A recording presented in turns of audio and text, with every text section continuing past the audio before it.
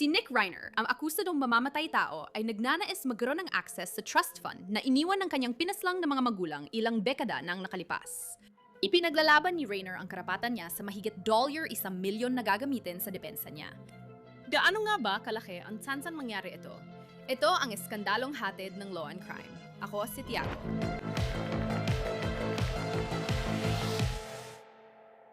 Si Nick Reiner ay muling gumagawa ng ingay. Na yon ay nagmamakaawa umano para magkaroon ng access sa bahagi ng kanyang limang trust fund. Ayon sa ulat, nais ni Nick Reiner gamitin ang perang ito para sa depensa niya sa kasong pagpatay sa mga magulang niyang sina Rob at Michelle Reiner. Sila rin ang nagtatad ng trust fund para sa kanilang pangalawang anak. 30 taon na ang nakakaraan.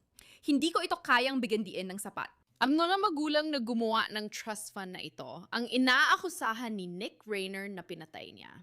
Sinusubaybayan na namin ang kasong ito mula noong pumutok ito noong Disyembre nang matagpo ang pinaslang sina Rob at Michelle Reiner sa kanilang bahay sa Brentwood, California. Ang kanilang anak na si Nick Reiner na 32 taong gulang ay inaresto makalipas lamang ang ilang sandali. Dumaan ang kaso sa maraming pagsubok. Si Nick ay pinagtanggol ni Alan Jackson, isang kilalang abogado, bago ito bumitaw sa kaso. Noong panahong yon, hindi siya nagbigay ng malinaw na dahilan, pero marami sa amin ang nag-isip na maaaring may kinalaman ito sa pera. Dati nang pinagtanggol ng Los Angeles County Public Defender's Office si Nick Reiner, ngunit gusto niyang manpalit na yon. Nag-file siya ng petisyon para makuha ang trust fund at magamit sa pambayad ng depensa. Ayon sa dokumentong nakuha ng Los Angeles Times, mahal ni Nick ang kanyang mga magulang at nagdadalamhati siya sa kanilang pagkamatay. Pero ang mga katotohanan tungkol sa kung ano ang nangyari at hindi nangyari sa kanila ay hindi issue sa kasong ito tungkol sa trust. Ipipisinta ng mga abogadong tagapagtanggol ni Nick sa kasong kriminal ang mga katotohanang yon at hindi hinihingi ng petisyong ito na timbangin ng korte ang mga yon. Tulad ng ibang inaakusahan ng krimen, pinapalagay na inosente si Nick at may karapatang ipantanggol ang sarili gamit ang legal niyang yaman. Sabi ng mga abogadong sibil ni Nick, mahigit 30 taon na mula nang itatad ni na Rob at Michelle Reiner ang trust para sa kanilang 3 anak, sina Jake, Romy, at Nick. Sabi ng team ni Nick, gusto niya ng mas maliit na trust na hiwalay sa malaking family trust. Ayon pa sa isinampang dokumento, at ito ay, quote, ang mga trust na yon at ang interes ni Nick sa mga ito ay hindi issue rito. Simple lang ang mga kondisyon ng trust ni Nick at hindi dapat pag-awayan. Malinaw ang iniwang tagubilin ng mga magulang ni Nick kung kailan ibibigay ang pondo mula sa trust. Kalahati ng trust ay kinakailangang ibigay kay Nick ng buo pagdating niya ng 30 taong gulang. Dagdag nila, sa pag-edad niya ng 35, matatanggap niya ang natitirang trust fund. Sa pilitan at walang kondisyon ang mga pamamahaging ito. Ngayon, paliwanag ng team ni Nick Reiner, ang trust ay nilikha noong 1973 at dapat nakuha na niya ang bahagi nito nung siya'y 30 bago ang umano'y krimen. Karapatan niyang makuha ang pera. Itinuturo ng team ni Nick ang trustee ng trust, isang lalaki na nagngangalang Paul Cannon, isang abogado.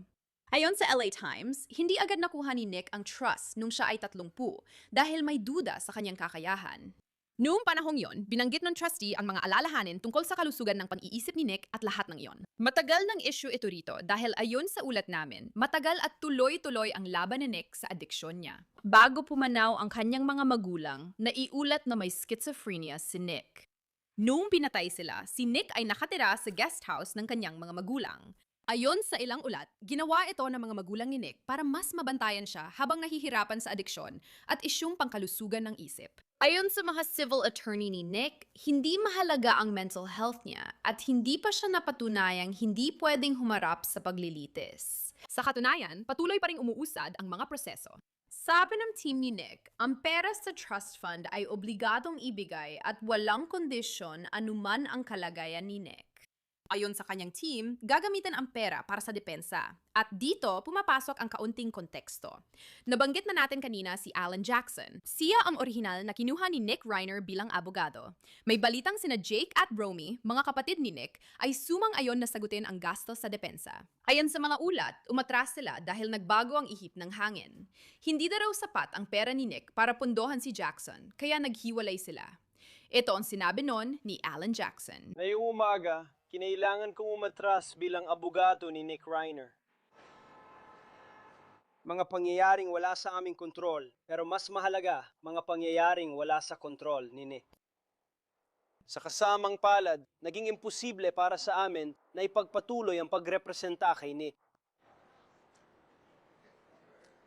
Legal at ethical akong hindi maaring magpaliwanag ng lahat ng dahilan. Alam kong ito ang tanong ng lahat. Inasahan namin ipapasok ang pampublikong tagapagtanggol. Na-appoint na sila at mahusay nilang puprotektahan ang interes ni Nick Reiner habang sumusulong siya sa proseso. Pero maging malinaw, maging napakalinaw tungkol dito. Ako at ang aking team ay nananatiling lubos na dedikado kay Nick Reiner at sa kanyang kapakanan. Sa katunayan, alam namin, hindi lang kami kumbinsido. Alam namin na ilalantad ng legal na proseso ang totoong mga pangyayari sa likod ng kasong ito. Kaso ni Nick. Alam mo, marami na nailathala nitong 3 linggo. Marami na nailathala tungkol kay Nick, nailathala tungkol sa kanyang pamilya, nailathala tungkol sa mga pamyayari, puro haka-haka ang nailalatala.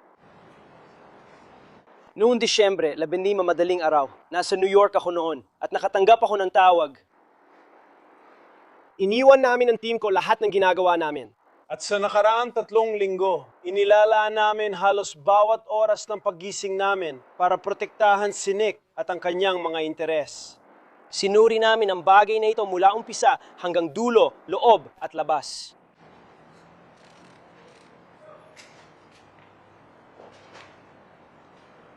Ang aming natutunan. At siguradong mapagkakatiwalaan mo ito. Ayon sa mga batas ng estadong ito, ayon sa batas ng California, si Nick Reiner ay hindi nagkasala ng pagpatay. I-print mo yan. I-print mo yan. Nais namin hilingin ang pinakamabuti para sa kanya sa mga darating na araw. At yun lang ang meron ako ngayon. Sige, bahala ka nang magpasyarian, pero malinaw na para kay Nick Reiner ay mahalaga ang perang ito sa magiging depensa, kung si Alan Jackson man yon o iba pa. Pero napapasok din dito ang tanong tungkol sa California Probate Code, 250 na mas kilala bilang Slayer Statute. Ayon dito, sinumang sinadyang pumatay at may sala ay hindi karapat-dapat sa alinman sa mga sumusunod.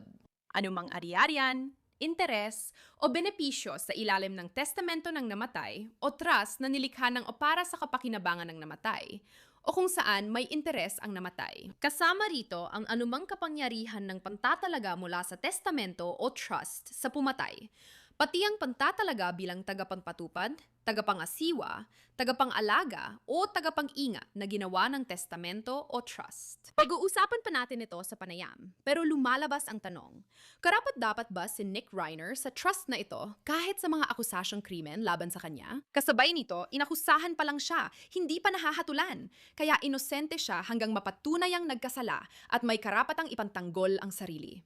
Mabibigat din ang mga kasong hinaharap niya. 2 kaso ng first-degree murder ang isinampa. May espesyal na sirkunstansya dahil sa alegasyon ng paggamit ng kutsilyo at ulat na hiniwa niya ang leeg ng kanyang mga magulang.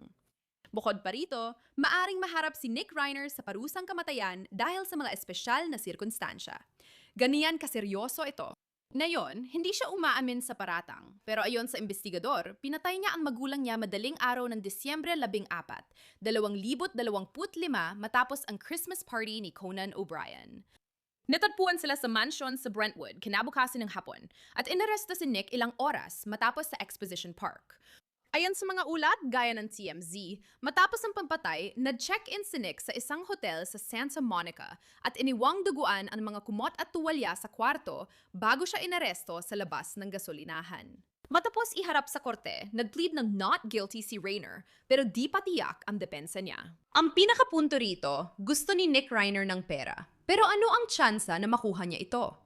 Isa lang ito sa mga tanong ko sa espesyal nating panauhin ngayon. Ang legal counsel natin mula sa Law and Crime ay si Elizabeth Vulay, na kasama natin mula simula ng scandal. Salamat sa pagdalo, Elizabeth. Masaya akong makita ka. May tanong ako para sa'yo. Palagay mo ba, sapat ang argumento ng team ni Nick Reiner para tumanggap siya ng bahagi ng trust fund? Oo, sa pagbabasa ko tungkol dito, tingin ko na ilahad ng team niya lahat ng dapat ilahad. Alam mo, isa sa mga bagay na tinangkang ipunto nila ay ang argumento na ito ay isang irrevocable trust, na ang trustee ay wala namang kapangyarihan na basta-basta lang ipagkait ang pondo. Pwede siyang mamahala at magdesisyon kung paano ipapamahagi ito, pero hindi niya pwedeng ganap na ipagkait ang mga iyon. Sabi nila, walang ibang paraan para matustusan niya ang isang maayos na depensa. Malinaw na malungkot ang kasong ito at marami ring opinyon tungkol dito. Bilang akusado, may karapatan siyang magdepensa. Sa tingin ko, natalakay nila lahat ng posibleng argumento. Isa pa, kapansin-pansin na isa sa ipinaglalaban nila ay tungkol sa trust fund na 1.5 milyon na dapat ay nakuha na niya ang kalahati nito noong siya ay nagtatlumpu ilang taon na ang nakalipas. Siya ay 32 na ngayon at dapat niyang makuha ang natitirang bahagi nito kapag 35 na siya. Kaya isa sa mga granso na sa tingin ko ay isa sa mga pinakamalakas na argumento ay sinasabi na, alam mo, dapat na ibigay na sa kanya ang pondo na ito bago pa man nangyari ang mga di umano'y pagpatay na ito. Tatanungin ko rin sana tungkol dito, Elizabeth, kasi 32 na siya ngayon at dapat natanggap na niya ang 50% ng trust fund nung 30 siya. Hindi ko alam kung bakit hindi niya natanggap ang dapat sana niyang makuha, pero nagtataka ako. Nagtataka ako, tulad ng sabi mo, malakas ang argumento na buhay pa noon ang mga magulang niya. Inaakusahan siya pero inosente siya hanggat walang patunay na nagkasala. Sa tingin mo ba, makakaapekto iyon sa desisyon ng hukom, gayong noong dapat niyang matanggap ang malaking bahagi ng perang ito, hindi pa nangyayari ang krimen? Sa tingin ko, oo. At isa sa mga dahilan na napag-usapan sa mga ulat tungkol dito ay yung trustee, yung abogadong namamahala sa trust, ay may mga agam-agam tungkol sa kalagayan ng kanyang pag-iisip. Nalaman ng publiko na may issue siya sa kalusugan ng pag-iisip. Ayon sa ulat, na-diagnose siyang may schizophrenia. Isa sa mga iniisip ng tagapamahala ay kung sapat ba ang kanyang kakayahan para malaman kung paano at saan gagastusin ang kalahati ng malaking halaga. Ngayon, malinaw na ang issue ay malalaman ng hukom na gagamitin niya ang pera para sa legal na depensa niya. Sa tingin ko, bahagi ng komplikasyon niyon dahil alam ng hukom kung saan gagastusin ang pera sa legal na depensa niya. At saka, alam mo, may mga ulat din na hindi na niya kayang bilhin ang mga pangunahing gamit sa kulungan. At alam mo, sa tingin ko, kapag tumanggap siya ng mana para ipambayad sa kanyang depensa, nagkakaroon yon ng iba't ibang mga patakaran at issue na pinag-uusapan natin tulad ng Slayer Rule or Son of Sam laws. Kaya tingin ko, dito papasok ang issue sa hukom. Sige, pag-usapan natin ito, ang Slayer Statute o batas o kahit anong gusto mong itawag dito mula sa California. At ito ay interesante. Napag-usapan natin ito sa episode natin na yon. Sa madaling salita, kung nahatulan ka ng pagpatay sa magulang mo, hindi ka pwedeng magmana sa kanila. Hindi talaga ito pinapayagan. Pero sa kasong ito, mahalaga ba na hindi pa siya nahahatulan? Ibig ko sabihin, yun talaga ang basehan ng ating sistema ng hustisya dito. Inaakusahan siya ng krimen na ito, pero inosente siya hanggat hindi napapatunayang nagkasala. Gusto niyang gamitin ng trust mula sa magulang para sa depensa. Pero nagiging komplikado ba dahil siya ang inaakusahan ng pagpatay sa kanila? Paano ito sakop ng batas? Oh, talagang interesante to. At parang yon ang tamang salita para ilarawan ito, komplikado. Kaya ang Slayer Statute, sa madaling salita, sinasabi nito na, alam mo, kung napatunayan na ikaw ay sa paraang kriminal at sinadya, iyon ang mga karaniwang salitang ginagamit. Kriminal at sinadyang pumatay ng isang tao, hindi mo na pwedeng habulin ang mana mula sa mga biktima o kunin ang anumang benepisyo mula sa ari-arian ng biktima. Kaya malinaw dito na mangyayari yon kung mapapatunayang sinadya niyang patayin ang kanyang mga magulang, magkakaroon talaga ng hadlang para makuha niya ang mana. Ang problema, wala pang patunay na ginawa niya yon. Kaya kadalasan, nagagamit lang ang Slayer Statute kapag may hatol na siya ng korte. Kung mapatunayang nagkasala ang isang tao sa criminal court ng lampas sa makatwirang pagdududa pagkatapos ng paglilitis, o kaya nakakatuwang isipin, pwedeng gawin ng probate court ang parehong desisyon. Mas mababa ang pamantayan doon. Preponderance of the evidence lang kailangan. Kaya pwedeng probate court ang magdesisyon kung may sinadyang pagpatay o sala. Sa aking pananaliksik, natuklasan kong kahit mapawalang sala ang isang tao sa criminal court, may kapangyarihan pa rin ang probate court sa desisyong iyon. Mahirap dito dahil hindi sila pwedeng magdesisyon kung makakakuha siya ng mana hanggat wala pang hatol kung siya'y guilty o inosente. Madalas, kaya ng probate courts magdesisyon bago ang criminal trial. Pero nag-aatubili sila dahil ayaw nilang makialam sa criminal case. Kaya napaka-interesante talaga ng timing ng ganitong sitwasyon. Wow! Interesting na kahit ma-acquit ka, pwedeng sabihin ng probate court na hindi mo pa rin makukuha. Timing lang talagang labanan dito, di ba? Sa petisyon, team ni Nick Reiner, binigyang diin nilang mahalaga ang oras, kailangan maghanda ng depensa at pundong gagamitin. Sabi mo, nag-aatubili ang probate court magdesisyon agad bago ang tamang oras. Sa tingin mo ba, alam mo yon, parang pinipilit sila na umusad agad dito para magamit ng team ni Nick Reiner ang pera?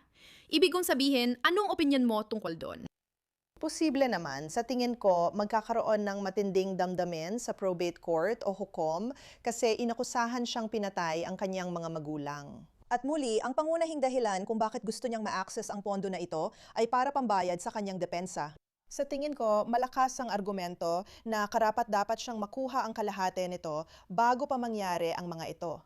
Kaya sa tingin ko, kung meron mga mangyari, maaring makita natin ang isang desisyon na nagsasabing, sige, maaring karapat-dapat siya sa unang kalahati ng pera dahil, alam mo, sinabi ng trust na karapat-dapat siya dito noong siya ay 30 bago naganap ang mga pagpatay na ito. Kaya naiisip kong posible yon. Iniisip ko ring pwedeng ipag-utos ng hukom na i-freeze muna lahat ng ari-arian na yon. Mahirap ito dahil siya ay akusado at may karapatang magdepensa. Sa ngayon, may libre siyang public defender.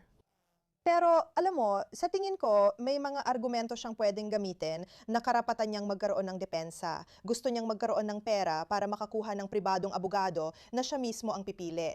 At dahil may ilan sa perang ito na available na bago pa mangyari ang mga pagpatay, alam mo, sinusubukan ng kanyang team na ipaglaban na dapat ay may karapatan siya dito. Kaya sa tingin ko, malamang ay makikita natin na baka makuha niya ang kalahati ng paunang halaga o kaya naman ay magdedesisyon ang hukom na i-freeze na lang ang mga ari-arian at magpatuloy siya gamit ang isang public defender. Pinoprotektahan ng batas ang mga akusado at ang kanilang karapatang kumuha ng abogado at magdepensa. Sa palagay ko, ayaw ng hukom malagay sa posisyon na ma-overrule siya o masabing inalisan niya ng konstitusyonal na karapatan ang akusado sa depensa.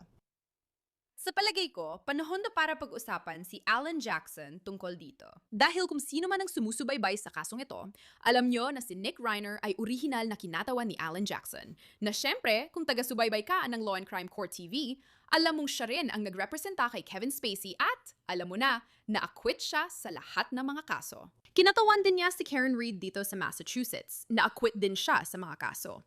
Kaya si Alan Jackson ay talagang bigatin pagdating sa kahit anong defense team. Nakuha ni Nick Reiner si Alan Jackson. Okay naman lahat, pero naubusan siya ng pambayad kaya may public defender na siya.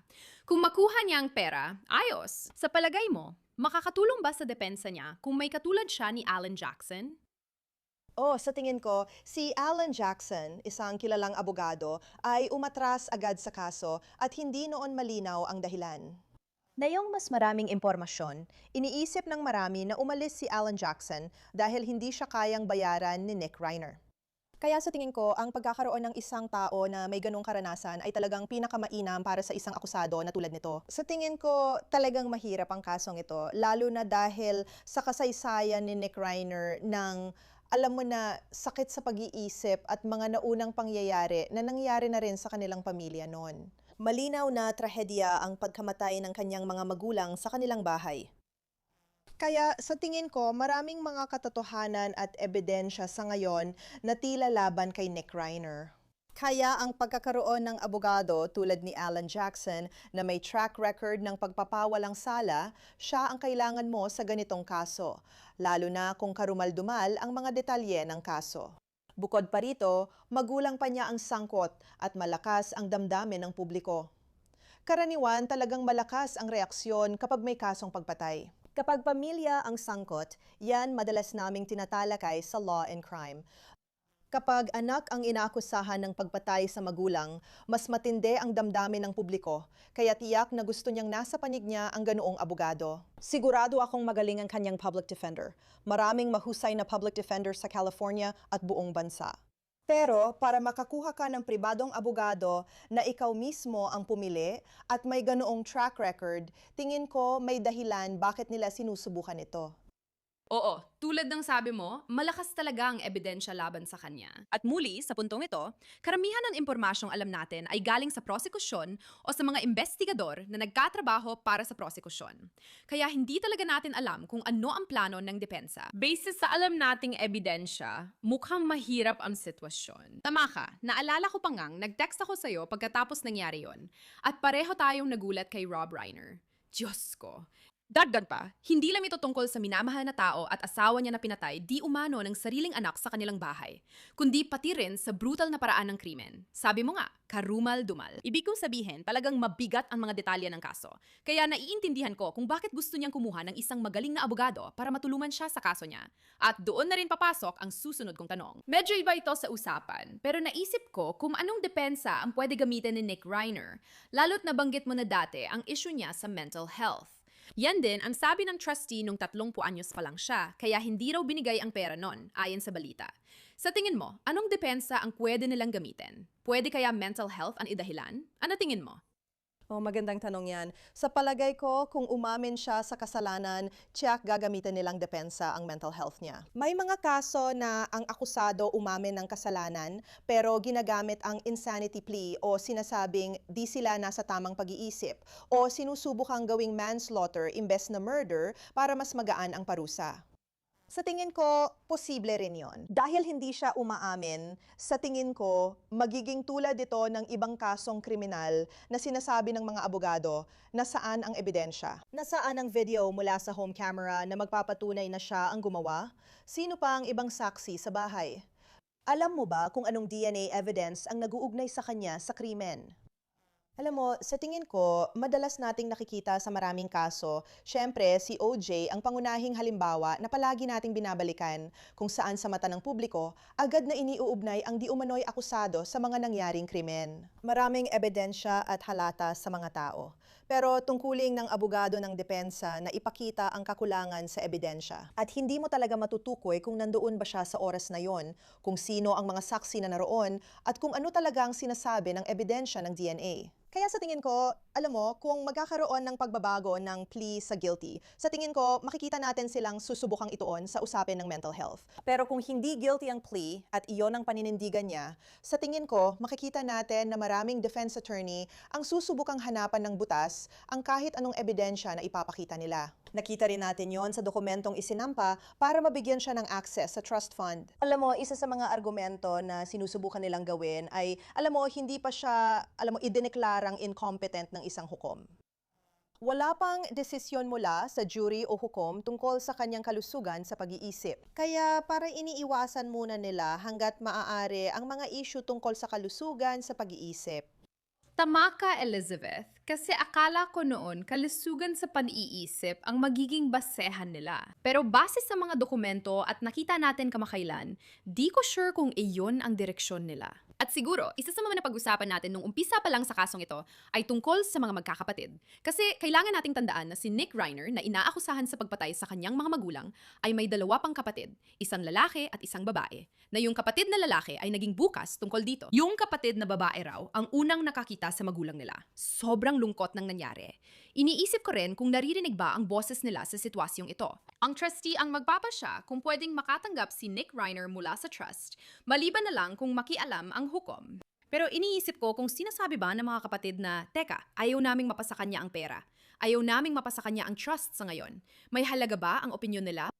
Oo, maganda ang tanong. Sa tingin ko, hindi naman malaki ang epekto nun. Ayon sa kwento, gumawa ng magkakahiwalay na trust ang mga magulang para sa bawat anak. Kaya, alam mo, si Nick ay binigyan ng sariling trust, pati na rin ang iba pang mga anak, at magkakahiwalay talaga ang mga ito. Kung joint trust ito at lahat ng anak ay sabay-sabay may karapatan sa pera, mas magkakaroon sila ng boses. Sa tingin ko, ang issue ay may hiwalay na trust para sa kanya na may itinakdang kondisyong batay sa edad. Kaya sa tingin ko, sa legal na aspeto at desisyon ng hukom o probate court, hindi ito gaanong mabigat. Sigurado ako, malinaw naman, na mahalaga ang opinyon ng publiko kasi palagi nating sinasabi na may 2 korte, ang korte ng opinyon ng publiko at ang legal na korte. Kaya sa tingin ko, sa korte ng opinyon ng publiko, alam mo, talagang mahalaga ang kanilang opinyon. At alam ko na, may mga ulat na di umano'y tumutulton sila sa pagpopondo ng kanyang depensa noong una at mukhang unti-unti na itong huminto. May kinalaman ng mga kapatid dito. Pero kung ano ang tingin nila, kung dapat ba siyang may karapatan sa trust fund para sa depensa niya, sa tingin ko, hindi yon gaanong bibigyang bigat dahil hiwalay at para lang talaga sa kanya ang trust. Tama ka, magkaiba ang korte ng opinyon ng publiko at ng hustisya. Lagi ko ring naiisip ang mga magkakapatid sa kasong ito. Sa tingin ko, kung kapatid ko ang inakusahan sa pagkamatay ng aming magulang, dapat pareho kaming nagluluksa sa pagkawala. Dagdag pa, may bagong paratang ng kasamaan. Tandaan, inosente pa rin siya hanggat di na patunayang nagkasala. Inaakusahan pa lang siya. Sigurado akong malaki ang epekto nito sa magkakapatid na may kaugnayan sa susunod kong tanong. Napag-usapan na natin ang Slayer Statute at Son of Sam laws. Dahil dati, naiulat ko na si Nick Rainer. May mga ulat na mula sa loob na kulungan. Gusto niya magsulat ng isang tell-all na libro. Baka gusto niyang mag-ipon ng pondo para sa depensa niya. Pero iniisip ko kung pwede ba yon kasi ayon sa Son of Sam laws, bawal kang kumita sa krimeng napatunayan kang nagkasala. Pero hindi pa siya nahahatulan. Kaya, ibig kong sabihin, ano bang masasabi mo tungkol sa Son of Sam laws? Oh, maganda yung tanong at madalas lumabas dito sa Long Crime. Madami kaming tinatalakay na ganitong kaso. At alam mo, kapag may mga akusado na nakikilahok, halimbawa gumagawa ka ng pelikula o kaya docu-series o libro, dyan pumapasok ang Son of Sam laws. Kaya may halos 40 estado sa Amerika na may Son of Sam laws at nagkakaiba-iba ito depende sa bawat estado. Maaring ito ay pagbabawal na pumipigil sa mga akusado na makilahok o pamahalaan ang mga bagay na iyon. Pagsusulat ng libro, paggawa ng pelikula at docu-series tungkol sa buhay at krimeng napatunayan nilang ginawa. Sa California, naging interesante noong 2002 nang ipawalang bisa ang Son of Sam laws dahil sobrang lawak nito. Kaya ngayon, sa matagal ng estadong iyon, hindi ganap na ipinagbabawal sa mga akusado ang magsulat ng libro, gumawa ng pelikula o kaugnay na bagay base sa kanilang krimen. Pero nagkaroon ng pagpapalawak pagdating sa mga miyembro ng pamilya ng biktima at kung paano sila maaring magsampa ng kaso. Sa California, may 10 taon ang pamilya ng biktima mula pagkapalaya ng akusado sa parole para magsampa ng kaso upang mabawi ang bahagi ng kinita. Alam mo, pwedeng magsulat ng libro o gumawa ng pelikula ang isang akusado sa California, pero may mahigpit na limitasyon sa karapatan nilang manatili ang kita rito.